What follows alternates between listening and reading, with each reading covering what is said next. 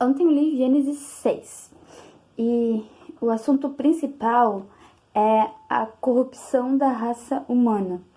Então ali é onde fala que da maldade dos seres humanos e tal. Tipo, no versículo 1 já, a gente vê que cumpriu aquilo que Deus falou para que Adão e Eva fizessem, né? Que era multiplicar, multiplique-se e tal. Só que junto com a multiplicação da raça humana, também multiplicou a maldade. Então aqui diz assim, que os pensamentos e os atos das pessoas eram totalmente maus. Mas teve uma pessoa que foi Noé, que encontrou favor em Deus. Não por ele ser uma pessoa sem pecado, mas por ele ter comunhão com Deus, né? E curioso é que a gente descobre, lendo Gênesis 6, na genealogia, que Noé era bisneto de Enoque, aquele cara que caminhou com Deus e não foi mais encontrado porque Deus levou ele, né? Também é curioso descobrir que Matusalém, o homem que mais viveu, descrito na Bíblia, ele morreu com 969 anos, exatamente o ano que ele completava essa idade foi o ano que ocorreu o dilúvio. Foi exatamente nessa idade. Enfim, daí eu coloquei assim, ó, assim, tipo um resuminho. Ó, Deus mandou que se multiplicasse. O que aconteceu? Mas, por conta do pecado, a maldade dos homens também aumentou muito. Encontramos Enoque, que tinha um relacionamento com Deus, e mais tarde seu bisneto Noé. Enoque foi arrebatado, Noé salvo por sua comunhão com Deus, e principalmente por sua obediência. Por quê? Mesmo que Adão, mesmo que Noé encontrasse favor em Deus, se ele não tivesse obedecido e construído a arca durante todo aquele tempo, se ele não tivesse seguido as instruções de levar o alimento, as instruções da construção e tal, ele não teria sido salvo. Se ele não tivesse entrado na arca quando Deus mandou que entrasse na arca, porque iria acontecer dilúvio, porque Deus fecharia a porta, ele não teria sido salvo. Então, Noé foi salvo por causa de sua obediência. E quando a gente lê ali sobre a correlação, procurando outros lugares na Bíblia que fala sobre obediência, encontrei no dicionário bíblico, diz assim: obediência, sujeito à vontade e à autoridade de outro. Então, aqui é estar sujeito à vontade e à autoridade de Deus, né? Então, encontrei outros versículos que também falam sobre obediência.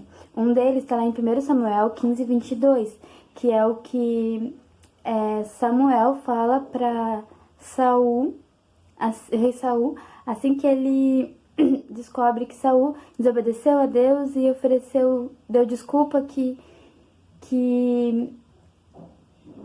ofereceu o sacrifício para Deus e tal, como se aquilo diminuísse a culpa dele, tipo, mas eu fiz algo que agrada a Deus, mas enfim. Então Samuel fala assim: o que agrada mais o Senhor? Holocaustos e sacrifícios ou obediência à voz dele? Ouça, a obediência é melhor que o sacrifício, e a submissão é melhor que ofertas de gorduras de carneiros. Então, é muito melhor obediência do que sacrifícios. Na verdade, quando a gente vive uma vida de sacrifícios, muitas vezes isso é fruto de um legalismo, de religiosidade, querendo demonstrar que está se esforçando e tal. Mas, na verdade, o que mais agrada a Deus não é o nosso sacrifício, nossa busca em se sacrificar por algo maior e tal, mas é a obediência que tem a ver com o nosso coração. Então, se diante da obediência a gente ter que sacrificar algo, vai ser um ato de obediência, por ato de obediência, e não um sacrifício com fim em si mesmo, ou com fim de se vangloriar de alguma forma para os outros, ou o nosso ego, orgulho mesmo, enfim. Em Salmo 119, 80 diz assim: que eu seja inculpável na obediência de teus decretos, então jamais serei envergonhado.